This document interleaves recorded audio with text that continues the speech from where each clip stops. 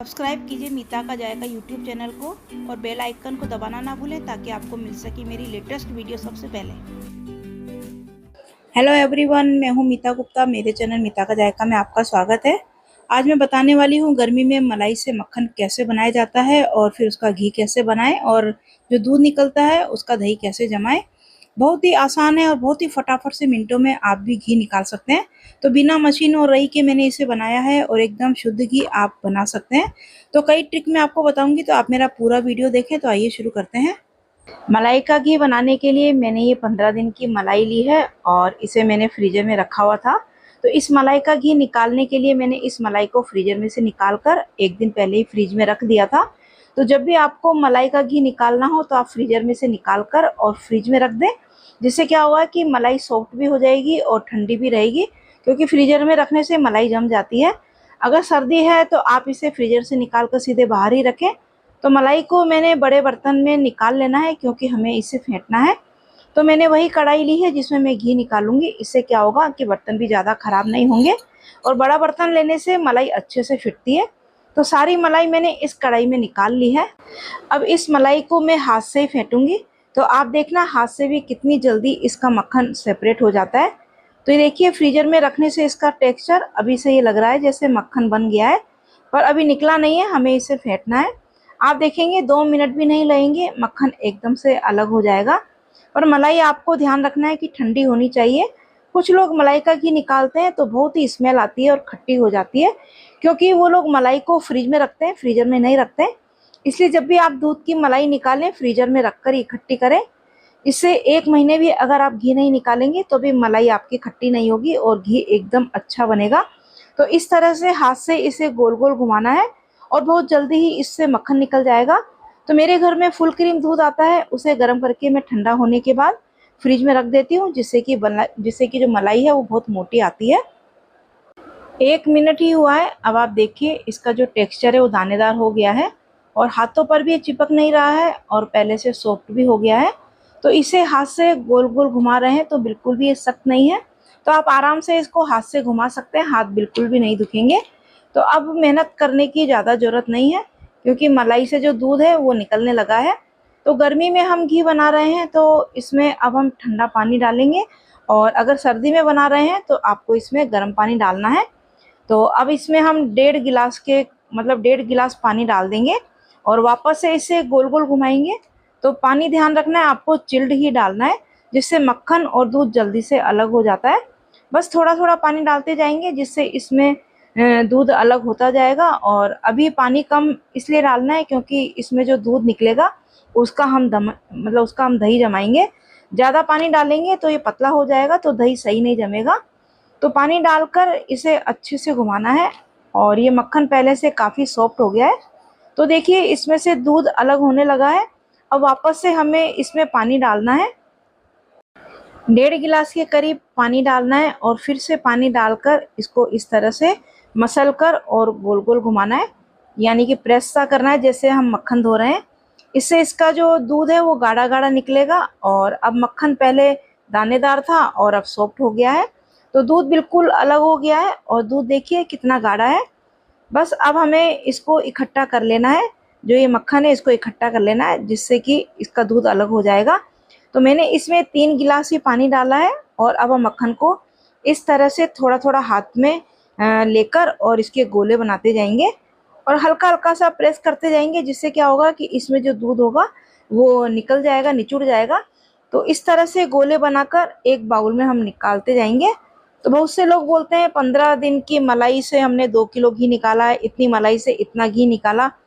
पर घी आपका उतना ही निकलेगा जितना आप रोज दूध लेते हैं, उसी के हिसाब से मलाई का घी निकलेगा। अगर 1 किलो दूध ही आता है रोज, तो उसका 15 दिन में 2 किलो घी कैसे निकल जाएगा, ये तो आप सोचिए। तो चलिए, इस तरह से सारा मक्खन मैंने दूसरे बाउल में निकाल लिया है। अब मक्खन निकालने के बाद अब इस दूध को हमें छानना है। इससे क्या होगा कि जो थोड़ा बहुत मक्खन इसमें रह गया है वो छलनी में रह जाएगा। तो जिस भगोनी से मैंने मलाई निकाली थी उसी में मैं छान रही हूँ। तो चम्मच से हिलाकर इसे हम छान लेंगे और इस मक्खन को इसी मक्खन में मिला लेंगे। तो अब इस दूध को हम अलग रख देंगे और जिस कढ़ाई में हमने मक्खन निकाला था उसी कढ़ाई में ये मक्खन के गोले वापस से डाल देंगे क्योंकि अभी हम इस मक्खन का वापस से मतलब इस मक्खन को वापस से 2-3 पानी से धोएंगे। तो पहले हमें क्या करना है कि 1 गिलास के करीब ठंडा पानी और डालना है और इसे इस तरह से, जैसे मैं हाथों से इसको कर रही हूँ, इस तरह से धोने से वापस इसमें से गाढ़ा दूध निकलेगा। तो इस तरह से दबा दबा कर धोने के बाद मक्खन इकट्ठा कर लेना है। अगर गाढ़ा दूध निकलता है तो ही हमें इसको इस दूध में मिलाना है, वरना इसको फेंक देना है। तो ये दूध गाढ़ा निकला है तो ये दूध भी हम उसी पहले वाले दूध में डाल देंगे। अब वापस से इस मक्खन में 2-3 गिलास पानी डालेंगे और पानी ठंडा ही लेना है। तो वापस से इसे उसी तरह से दबा दबा कर पानी से धो लेना है। इससे क्या होगा कि मक्खन में से जो खुरचन निकलती है वो कम निकलेगा और घी भी बहुत अच्छा बनेगा। तो देखिए अब इसका जो पानी है वो गाढ़ा नहीं है, तो इस पानी को हमें फेंक देना है और फेंकने के बाद मैं इसे एक बार और धोऊंगी। तो इस तरह से मैं दूध निकालने के बाद इसे मैंने 2 बार और धोया है। बस दबा दबा कर इसमें से सारा पानी निकाल लेना है। तो देखिए मक्खन बनकर तैयार है और आप बिना घी बनाए ही इस मक्खन को रोटी पराठे किसी के साथ भी खा सकते हैं। तो चलिए अब हम मक्खन को गैस पर चढ़ा देते हैं और गैस की फ्लेम को हाई पर रखेंगे जब तक ये मेल्ट नहीं होता है। तो एक बार इसे चला लेते हैं। तो अब हमें इसे ज़्यादा चलाने की ज़रूरत नहीं है और मक्खन पिघलने लगा है। तो मक्खन निकालने के लिए भारी तले का ही पैन इस्तेमाल करना है, जिससे कि घी जो है तले में जले चिपकेगा नहीं। तो इसमें अब उबाल आ चुका है और ये एकदम से बाहर आ जाता है, इस बात का आपको ध्यान रखना है। अब फ्लेम को अपने हिसाब से मीडियम करके और इसे पका लेना है, बाहर नहीं निकले ये ध्यान रखना है और इसे हमें बीच बीच में चलाते भी रहना है।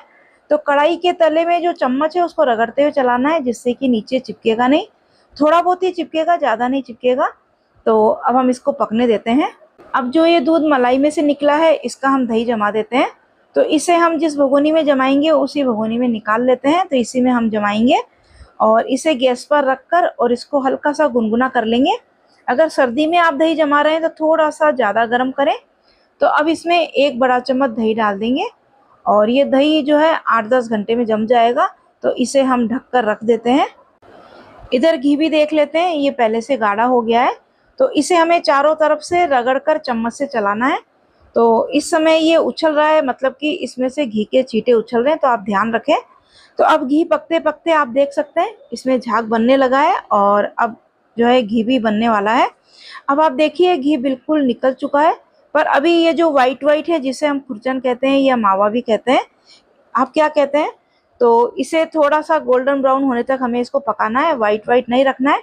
नहीं तो गर्मी में कम पकाएंगे तो घी खराब हो जाएगा, इससे स्मेल आने लगेगी। तो घी पक चुका है और ये हल्का ब्राउन भी हो गया है। तो इस समय गैस को हम बंद कर देंगे, क्योंकि ये अभी बहुत गर्म है तो इसमें ये अभी और पक जाएगा। तो अब इसको हम थोड़ा ठंडा होने देते हैं। अब ये घी थोड़ा ठंडा हो गया है तो इसे हम एक जार में भर लेते हैं। तो घी को छान कर डालेंगे। तो मैंने ये कांच का जार लिया है, तो आप अपने हिसाब से थोड़ा थोड़ा या मेरी तरह से इस तरह से इसको छान ले, केयरफुल होकर छाने। और जो ये खुरचन है इसे आप चीनी डालकर भी खा सकते हैं।